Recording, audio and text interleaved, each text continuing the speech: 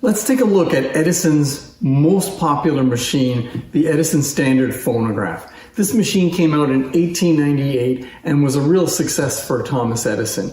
There are two early versions. We call these the square top standard because of the shape of the lid on these. And if you've seen a later standard, they have the curved lid. So these are both square top standards. This is another square top standard, but there's something underneath this which is really special, and I'll show you in a minute.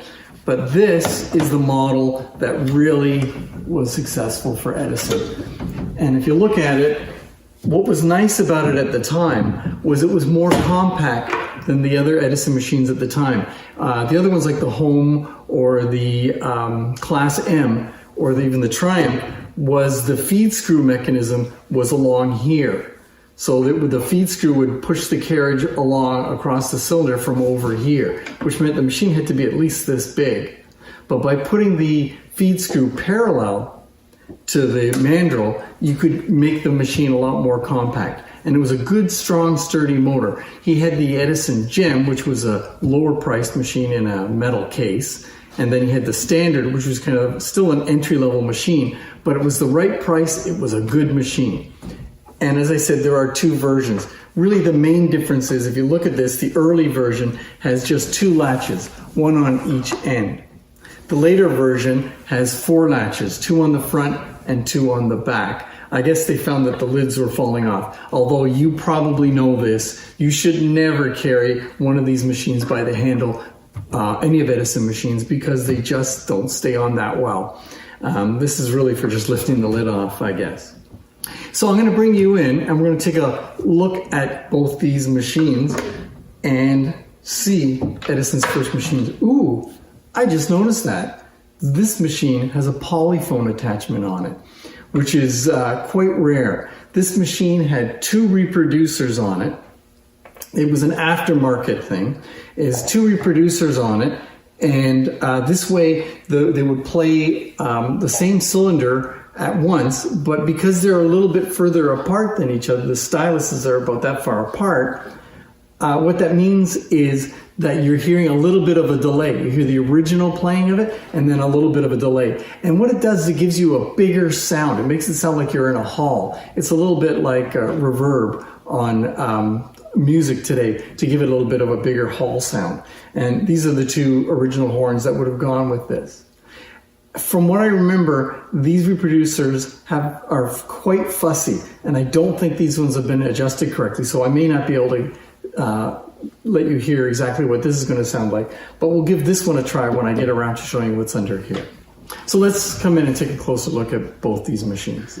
Okay, with the exception of the Polyphone attachment here, this machine is an original 1898 Edison Standard. You can see the signature decal on it. This was the first of Edison's line to have that decal on it, or decal, depending on how you want to say it. I've had some people comment on that. So this machine lasted till about 1900 when they switched to the 4-latch system. You can see the patent ID plate. For use only in the United States and Canada. There's the Polyphone attachment. I did a video specifically on these, so if you want more information about these Polyphone attachments, take a look at my other video on it. Wow, it's in clean shape. Here's the lid.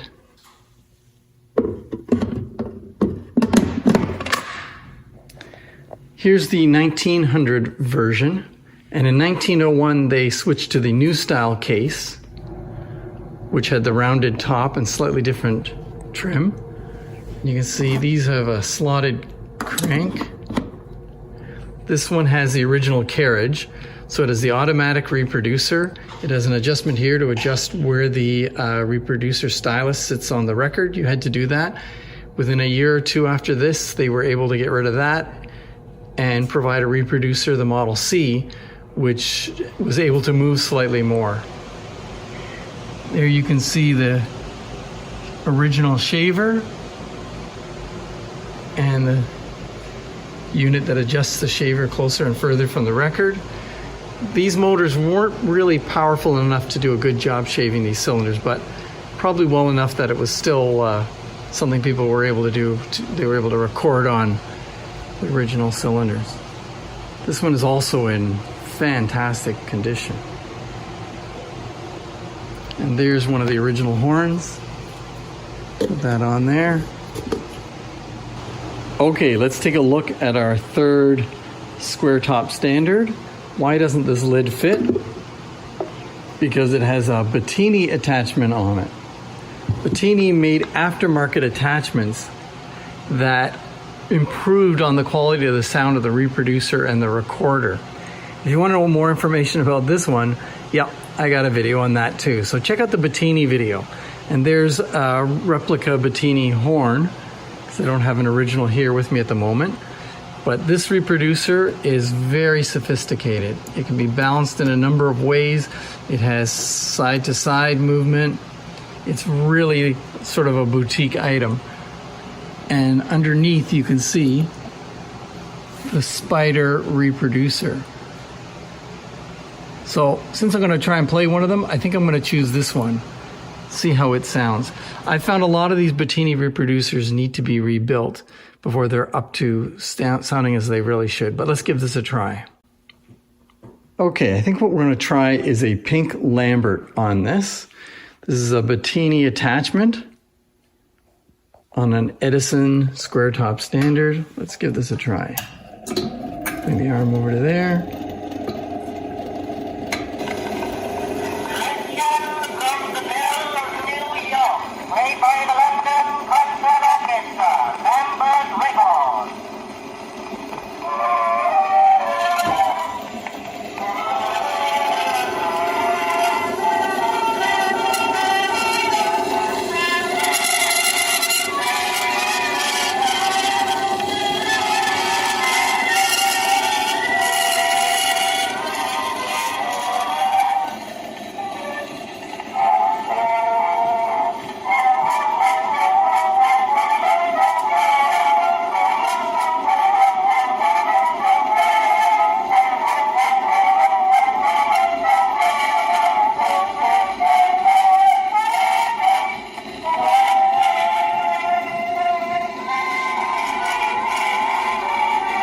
Pretty loud here. I just love these Betini attachments. They were a great aftermarket addition to Edison's machines and Columbia machines, and I really find them very attractive, and they sound really good. But they're quite expensive. So these are the square top standards. There's the early two latch one, and then the 4-latch one. In 1901, they brought about a new case, which was slightly different. It had the rounded top, so no longer square. And they were hinged here with a trim around it so you could lift up and get to the motor easily. These ones, you have to take the motor actually completely out if you want to do anything. So they came out with a new design also for the mechanism, and the mechanism stayed pretty much the same until around 1907. And I'll talk about it in another video, but I'll mention it here. In 1907, Edison lost a patent suit where he was forced to make some changes in design to his machines. And one of the things he had to lose was the end gate. Right now, in order to put the cylinder on, you have to open this, and that end gate supports this side of the mandrel. After that suit, he had to remove the end gate, so he went to a bigger bearing here that could support the whole mandrel. And that was an improvement because with the end gate, people were scratching the wax cylinders on this part here. And so without that end gate, you were less likely to damage the cylinder. But it meant the bearing had to be really good and tight, but not so tight that it didn't allow the mandrel to move. So that caused all sorts of problems. Eventually, Edison won that suit, but he never went back to that design.